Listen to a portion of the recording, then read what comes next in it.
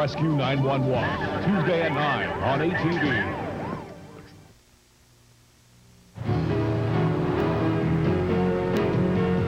Now, from the #1 news team in Atlantic, Canada, the ATV Evening News.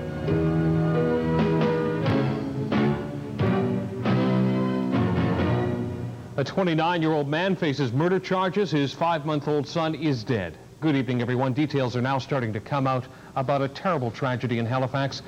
Devin Andrews Wicker spent the last few hours of his life hooked up to a respirator. Tonight we have the heart-wrenching story of a mother's anguish and horror. Tonight, Joanne Zwicker steps forward to tell her story in this exclusive interview with ATV News. First, I'd like to say on behalf of the community, we're just terribly sorry about what's happened in your family. And we have gotten many phone calls to our newsroom, people concerned about yourself and your family. And how are you holding up? Considerably quite well, with the support of his godmother and friends. But other than that, I've been still dreaming a lot about what the cops have told me. And 26-year-old Joanne Zwicker of Halifax, a cleaner at a Halifax law courts, went to work Friday afternoon, leaving her 5-month-old son Devin home with her common-law husband.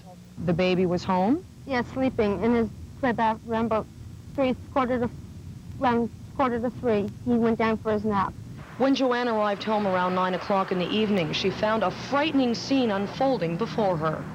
I wasn't allowed in the apartment. I was put in a car. What was the scene at the apartment building when you arrived? Cops everywhere. And people taking pictures inside of the apartment. And did you know at that point what had happened? The girl that was also there in one of the cop cars was Martha Langell. She told me that Devin had been rushed to the hospital. And at that time, I didn't know what was going on until the cops actually sat me down and told me that there was a chance, and the doctors talked to me in the hospital and told me that there was a chance that he would not live. Joanne rushed to hospital where she found her 5-month-old son Devin hooked to life support and with extensive injuries. You were able to hold your son at the hospital. Can you describe the nature of the injuries that you saw?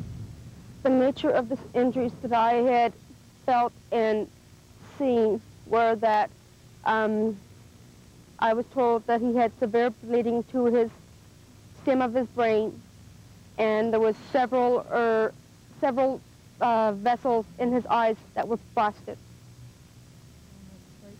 And there were scratches and bruises on his face. After 16 hours, the decision was finally made to stop life support. Devin was pronounced clinically brain dead. You were able to be with your son at this point? Yes. I was there Saturday when they unhooked him. The boy's father, 29-year-old Darren Vino, has been remanded into custody, and he will make his first court appearance on a charge of second-degree murder Monday morning. Well, in other news now, Halifax police are investigating 2 sexual assaults in the city overnight. A woman was assaulted by a man on Herring Cove Road. Police report the victim knew her attacker. And in downtown Halifax, a woman was assaulted near the corner of Blowers and Grafton Streets. Police expect to lay charges in both assault cases.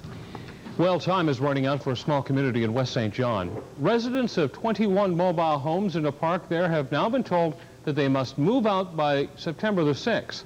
Connell Smith is standing by with an update. Now, Connell, I understand that the residents are getting together to try and fight this. They are, Jonathan. They're planning to hold a meeting this week to discuss what options they have, if any.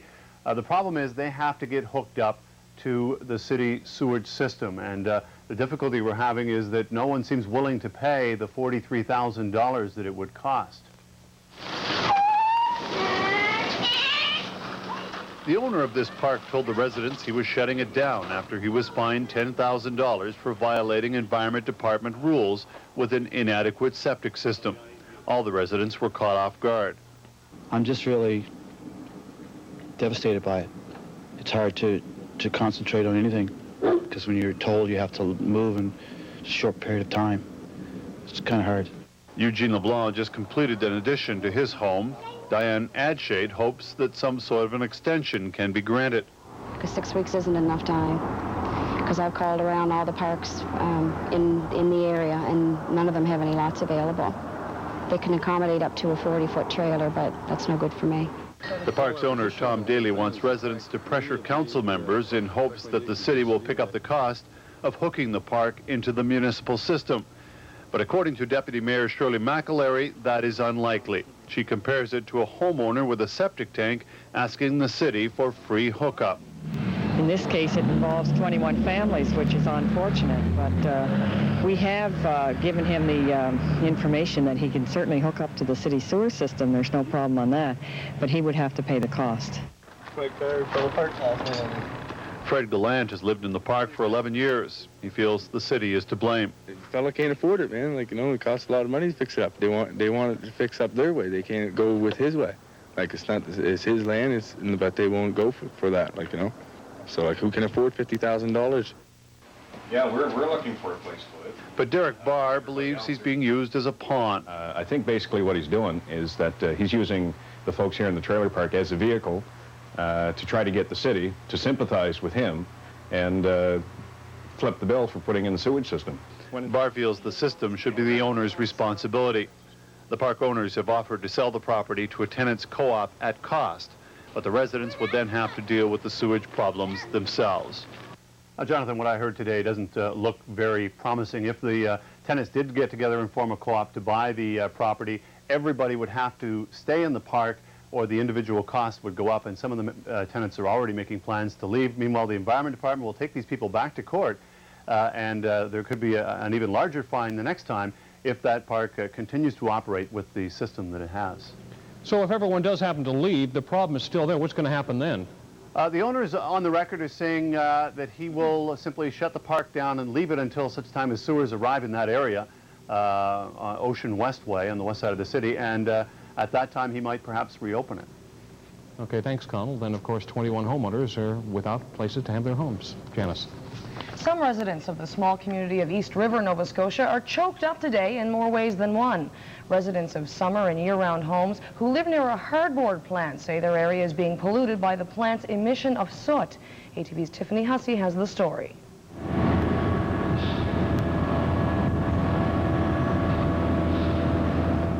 This is the plant that somebody built. CanXL bought it. It's American-owned. A spokesperson today said he had yet to find out what happened, but an investigation will be launched. I washed this yesterday afternoon with a hose and run my hands over it, tried to clean it up as best I could. It's on the plants, it's in the plant pots, it's everywhere. You can see here. It's really bad down here on the deck. This little boat has been upturned here, and I have not washed it off like I have the rest of it. This has never had a drop of water on it since yesterday afternoon. And you can see what this is all about. That's the kind of stuff you're getting. On top of the canopy, this has been washed. I washed it this morning and tried to take this off. And as you see, the more I rub on there, it seems the less I get off. I can't get it off. It's there. What I want for them to do is to replace this canopy and not involve me in the least. What do you mean by that? I want them to come down, take this off, put a new one on, order it, do everything. You brought up a very distressing note about the number of deaths related to cancer in the area over the past couple of years. I can count 10 within a mile and a half that have died within the last 5 years. 10. And some of them were good friends of mine. I, too, have had cancer. Perhaps not from this, but I've had it. And that's scary enough to know that this is a carcinogenic. I just can't sit in my yard. It's just like I'm sitting in the midst of a sewer. And then the noise, well, the noise is just by times. Well, 2 nights ago, the noise was just beyond all reason. Most of the residents of the small community say their main concern is not for the outside appearance of their houses and cars, but for the wildlife, the vegetation, and the fish in the water. In East River, Tiffany Hussey, ATV News. Well, there are some unexpected visitors in Halifax tonight. A British Airways supersonic Concorde jet with 74 passengers aboard was forced to make an emergency stopover at the Halifax International Airport today. And as ATV's John Waterman tells us, the pilots were not about to take any chances when they were alerted to oil and hydraulic fuel leaks on board their aircraft. British Airways Concordes whisk passengers daily between London and New York in about 2 hours. The price one way, around $3,000. Halifax is an alternate stop, but it's been nearly 2 years since a Concorde landed here. This British Concorde was midway in its flight when the pilots declared an emergency. The pilots shut down one of the 4 engines on the aircraft when they noticed oil and hydraulic fluid was being lost. The closest airport for them to land was here in Halifax. It's a beautiful aeroplane, but we decided because we'd had an engine which was losing some oil that we would shut it down and we would come in here as a precautionary measure. As operations continued as usual at the airport today, this Learjet with a Concorde repair crew flew in from New York's Kennedy Airport to make repairs. It obviously will depend upon what spare parts are needed, but I don't anticipate any long delay. As for the 74 passengers, their only injuries being inconvenience. Some are being housed in Halifax hotels, while others have been flown on to New York on private charters. British Airways hopes to get its grounded aircraft back in the air by tomorrow. In Halifax, John Waterman, ATV News. Prince Edward Island's first gay pride march attracted close to 100 people. Gays and lesbians in Charlottetown took to the streets Saturday to demand more rights. An organizer says while the march was a success, there were still many people afraid to participate. Speakers told the crowd PEI needs to catch up with other provinces in terms of recognizing human rights. PEI, along with Newfoundland and Alberta, has no laws banning discrimination based on sexual orientation. Well, day 3 and it's still peaceful in Cape Breton, where local fishermen have blocked several harbors. On Monday, though, a judge is going to be asked to open the harbors to crab fishermen wanting to leave. The protesters want the feds to give them crab licenses too, though. There is a proposal on the table, but so far it's been turned down. Yesterday, a separate injunction allowed tourism-related businesses to resume sailings after a one-day shutdown. The blockade is manned by fishermen who want the government to grant additional licenses for the lucrative crab season. Well, it's a familiar event, but it's always an emotional one for families, as several hundred Canadian Navy men and women return home to Halifax tomorrow. HMCS Terra Nova arrives home in the morning after months of helping to enforce a naval blockade off Haiti. In the last days of her mission, Terra Nova's crew rescued a large group of Haitian refugees who were taken to sea in boats in a desperate attempt to escape the Caribbean nation. Terra Nova's been away since February, and hundreds of people are expected at dockside tomorrow morning for the big welcome home. It's a crime to abuse animals, but all too often it's a crime that goes without being detected. And even when it is, that doesn't stop the person who is involved from getting another animal. A local chapter of the SPCA wants a cruelty conviction to carry a lifetime ban on pet ownership. The story now from ATV's Randy McDonald. We got her from the SPCA. She was pregnant when she came in, and they wanted her put down, so I took her home and had the puppies, and down homes for the other ones and kept one of them. SPCA manager Patsy Rose has an obvious love for animals, but it is not an attitude shared by everyone entrusted with the care of pets. That's why Rose wants a change in the federal law governing animal cruelty. A petition with page after page of signatures attests to the concern shared by the community. If a person is charged with cruelty to animals, and if they do get convicted, we would like it, that they would not be able to ever own another animal again, because we have to protect them somehow. Animal cruelty takes many forms, and no two cases are exactly alike. But most often, people who are convicted for crimes against animals have denied their pets the necessity of life, like food. They're not feeding the animals, they're starving them. But you can look at an animal, you can see its ribs are sticking out, the animal can barely stand up, and you give it a bowl of food, and it's like it's never seen food before in its life. Responsible animal owners wholeheartedly endorse the push to better protect pets from anyone with a proven record of cruelty. I don't think they should be allowed to get away with it. Some of them get off pretty scot-free. They're not as strict as they should be. I think that they really shouldn't be cruel to animals. I mean, it's just like being cruel to another human being. They get the right to live.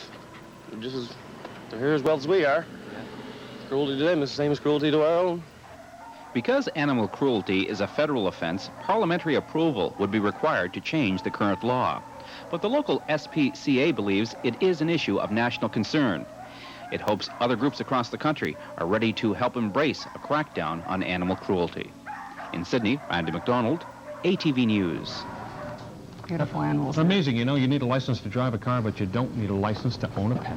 Maybe some people should. Well, time now for our first fast look at the weather with meteorologist Phil McLaughlin. Phil. Yes, Janice, another great day across the Maritimes. Great day to head to the beach, and I'm sure a lot of people did. The West River beaches in PEI, or Casey Cape in New Brunswick, or Somerville Beach in Nova Scotia. Not a bad day.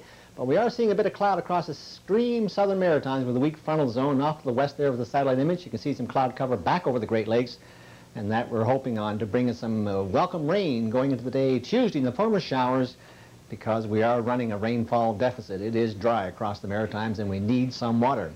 I'll be back later, and we'll talk about just how much water we can expect on the day Tuesday. But first, we'll go over to sports now with Ricky and see what he has for this Sunday evening. Ricky? Thanks, Phil. Ahead tonight in sports, we'll update you on all the action for soccer's biggest prize, the World Cup. And we'll tell you what's happening at the British Open. Also, we'll have the story of two maritime trampoliners who recently returned from the national championships. Plus, we'll update you on the Jays, the Expos, and the Toronto Indy. All this and more coming up in sports later tonight. But first, back to Janice and Jonathan. Thanks a lot, Ricky. Up next, ATV's Alan Johnson with the man who tries a death-defying feat to raise money. And later, what happened on Jupiter last night? I know everyone's asking. We'll meet with the experts, that is, to find out about the Big Bangs. I think kids today need to learn responsibility. Mine have dish night, and they do a great job. So there's no food like little tomato seeds left stuck on the plate. They always pre-rinse, and they never overload. No matter who does the dishes, Cascade does the dirty work. Dishes washed in Cascade with sheeting action removed look dirty, but dishes washed with regular Cascade look so clean they look virtually spotless. Perfect. Every night should be dish night. Not. Virtually hopeless to virtually spotless. Come on, you. Are you experiencing? Let's go. You're more than welcome. Have fun. We're going to have to move on down. Yeah.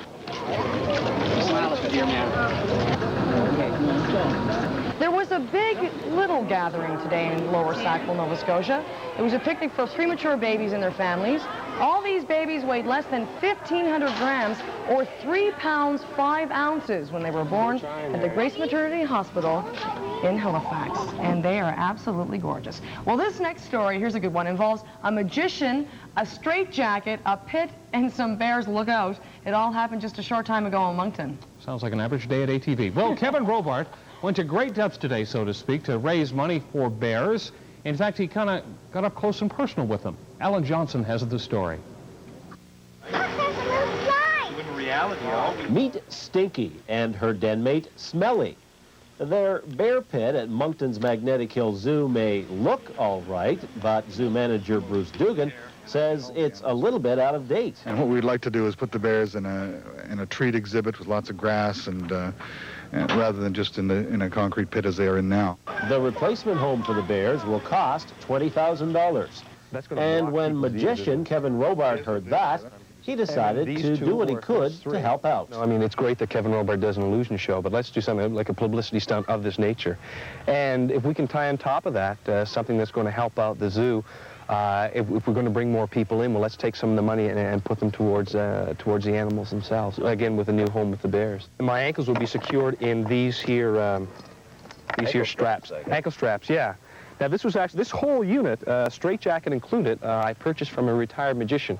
And his name is Harry Herbert, not Houdini. H.H. We got Harry H., but not Harry Houdini. If you get eaten, you'll be the top story. Well, that's what we said to Bruce. You know, Bruce said, you know, if I fall or if I get eaten, I mean, the publicity is amazing. Can't take advantage of it. Yeah, that's the unfortunate part. Can't take advantage of the whole thing. So within about 3 minutes' time, we'll know whether or not these bears will end up with a tasty human supper.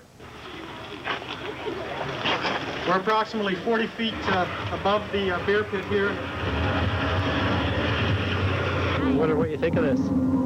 I don't know. Not the kind of thing you see every day. No. And after some tense moments, You okay? the magician emerges triumphant. Well, I'm glad that's all he got, just the shoe, all right? In Moncton, Alan Johnson, ATV News. That man has nerve.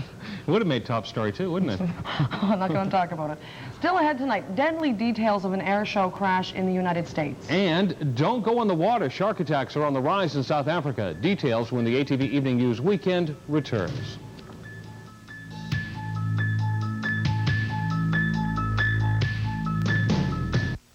Whip it, whip it, whip it. News breaks. The ATV News team is there with complete reports you know you can rely on. There's news you can use on Live at 5 and world events with a maritime outlook on the ATV Evening News with Steve Murphy. Monday, the inquiry into Canada's blood supply is uncovering horrible stories. How many New Brunswickers were unknowing victims of the scandal? Monday at 5 and 6 on ATV.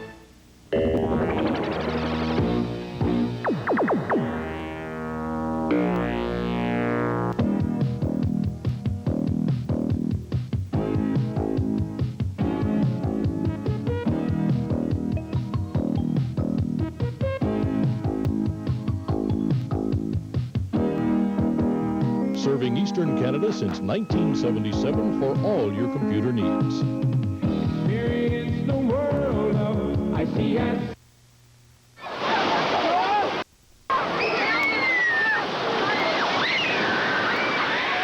With today's hot, sticky weather, a lot of maritimers headed for the beach. Hundreds brave the cool bay of the Fundy Waters at Mystic Beach in East St. John. Among them, the Papadopoulos family, who obviously had today's World Cup soccer final in mind when they played a little on the beach. To the U.S. now, an air show in Dayton, Ohio turned tragic yesterday when a small plane carrying 3 skydivers crashed. Dan Minich has the story. The Cessna 172 XP crashed into these heavy woods about a mile from the Mad River Airport. It appears as though the aircraft might not have been able to gain altitude for whatever reason and entered the small wood line back there. At the bottom of the wood line is a ravine, and that's where the aircraft came to rest, and at that point it caught fire. Did you hear any motors cut out, any booms, any?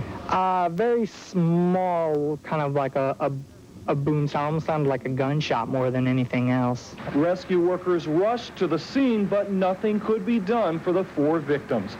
The skydivers on board were apparently about to perform at the Mad River Airport Air Show. Right now, there are many more questions than answers about just what happened. We're still talking to witnesses.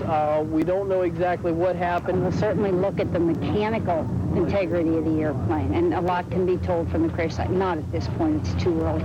The engine, whether it was running, it had been well maintained. According to a longtime aviation buff, fatal air crashes are a rarity in this area. Charles Chandler of Springfield has flown off and on for 50 years.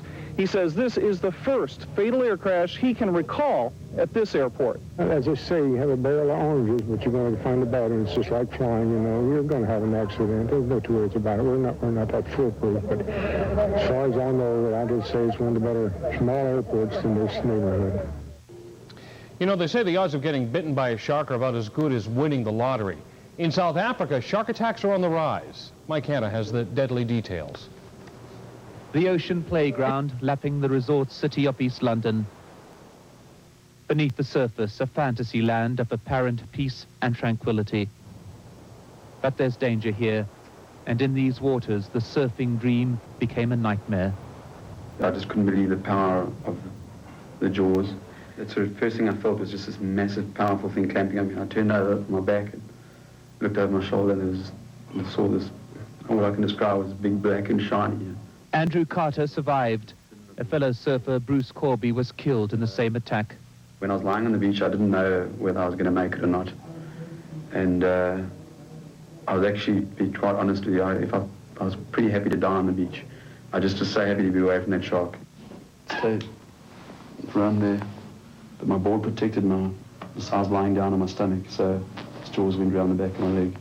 This is the remnants of Andrew Carter's surfboard. From the size of the bite, experts deduce that the attacker was a great white, measuring about 3.5 meters and weighing as much as 400 kilograms. The great white is a most feared predator in the ocean, but uniquely in South Africa, it's listed as an endangered species and is protected by law. At the height of the tourist season, all the city's beaches were closed. Boat patrols went out on a daily basis as the authorities debated how best to protect bathers without harming the sharks or their environment. We try to put across the story, the picture that it's a natural occurrence. The sea is there for the sharks, first of all, and there's other marine life, and secondly for humans. And it's to be expected that something like this could happen. It's a message accepted by those who frequent the sea. Bad wind, no waves. That's what keeps us out the water. Arising out of the tragic incident, an awakened sense of environmental awareness, a positive lesson that nature may be feared but need not be hated. Mike Hanna, CNN, East London. Did you see that surfboard? That is scary. Don't go in the water. Still ahead, Phil McLaughlin has a look at the back-to-work weather. And also the travel file. This week we head south to Mexico, an artist's paradise. Details when we come back.